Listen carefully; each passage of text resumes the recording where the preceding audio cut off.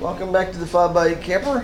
Alright, we're going to make the doors fit. So I've already found where the screws go, measured all that. I mean, yours will be different, so you don't really need all the painstaking measuring I had to do. Wouldn't really help you because your camper will be different and your hinges will be different. So what I'm doing here is where the holes are drilled for the door screws, I'm going to put a little bit of this is unthinned polyurethane, so it'll soak into the wood.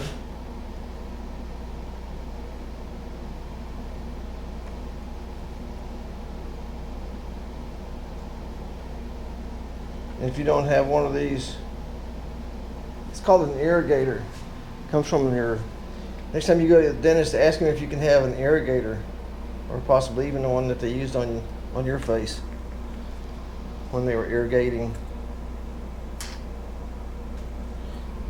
See, these work really good for this sort of thing, or putting little drops of oil in something.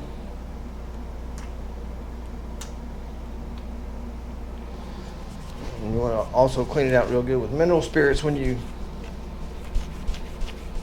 get through using it. So we'll just put it right down here, and then let's put our hinges on.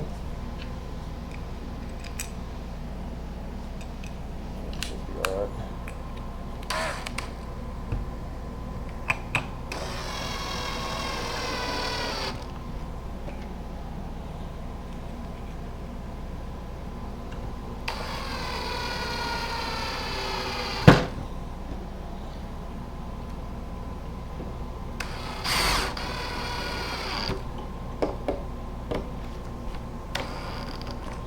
If you're worried about somebody breaking in, getting into your RV, then you can put regular bolts through here and put nuts on the back side. But I just use these because pretty much if they want in your camper, they're going to get in, and I'd rather have for them to take some screws loose. Lose most screws, they probably won't take all the screws loose. So if they don't take the door with them, which would be great, you'll still have your door and your hardware and all that. But if you make it where it's real difficult to get in, they're just going to do more damage tearing it up. Alright, so let's put this here. Be sure and keep your rag close by in case that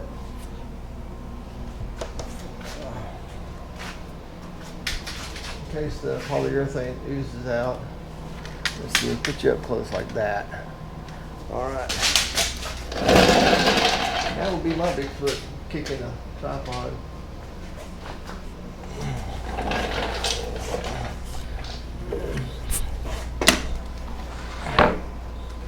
Then put you a piece of tape on there so if you don't already have your hinges on or hardware.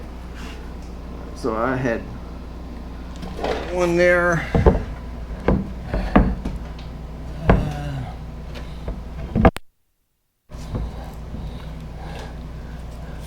And of course I had one down here and same chips here and here because that's how much, it's like almost 6 millimeters of a gap, so I split the difference.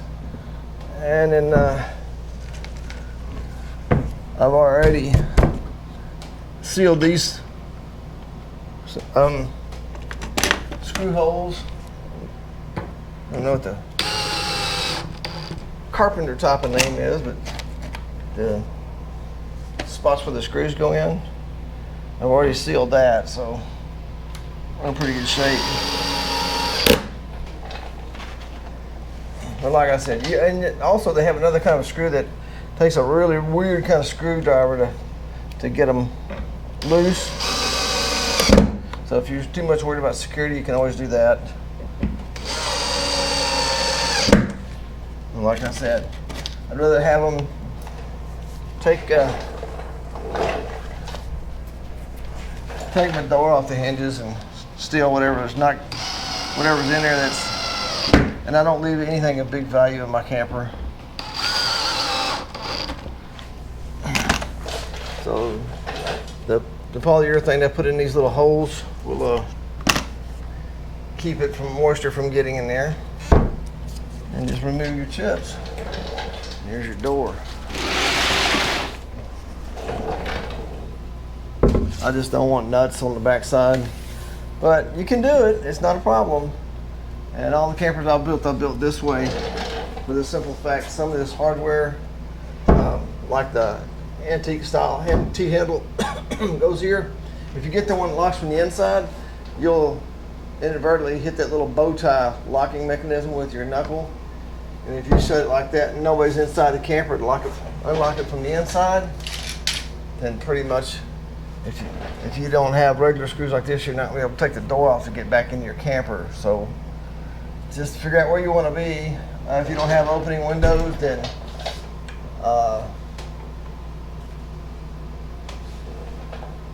there's no other way to get in there other than tearing up your door. So you can see it closes. That'll be flush, but remember I made it a little bit deeper, so I give me just a little bit of a.